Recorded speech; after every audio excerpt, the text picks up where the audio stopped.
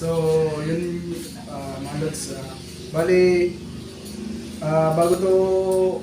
bago kayo mag-ano pala mga lods, para gumana to, di battery pala to mga lods, may battery to. Huh? Kunin ko lang yung battery mga lods. Ano battery ko?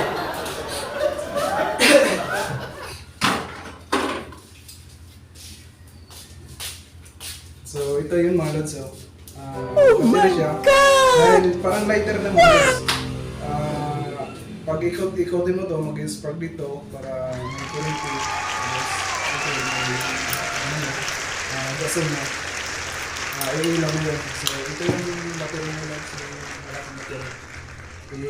Nasa ilalim yung pinakalagayan nito. So, yun mga lods. I-recommend ako sa inyo ulit mga lods na pag bumili kayo ng double gasto, kaya iCare Mall na kayo. I-search nyo lang sa Lazada o sa Shopee, iCare Mall. Makita nyo yung mga product niya doon. Ito yung isa na napili namin. Kulay itim dahil maganda. Yung isa, stainless. So, ayun mga lods, try natin kung paano natin paganahin.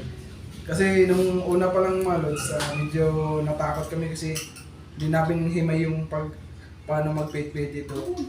Medyo lumakas yung apoy, kaya nagulat kami. Pero ngayon nasubukan na namin, okay naman siya, wala namang problema. So ayun mga lods, try ko muna mga lods. Basta huwag niyong kalimutan mga lods na bumili ng battery para sa ilalim. Kasi hindi battery to.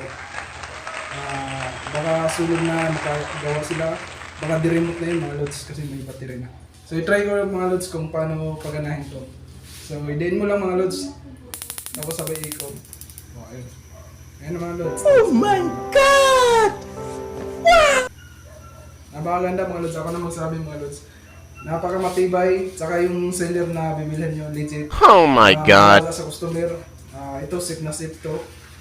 Nakabalot talaga, sobrang makapal ang balot. Walang damage mga lods, maganda. Fiber glass pala to yung nabili namin mga lods. Sa halagang 1,750, meron ka ng ganito na eleganting double burner plus gas to.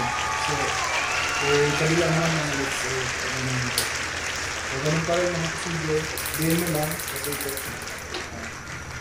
So, kahapon medyo nagulat ako kasi lumakas yung hindi ko pa kabisado. Pero ngayon, kabisado na mga lods kasi nagluto na kami nito kahapon. So, yun na mga lods. Try nyo i-search si iCare Mall sa Lazada at saka sa Shopee. So, thank you. Okay, thumbs up. Good.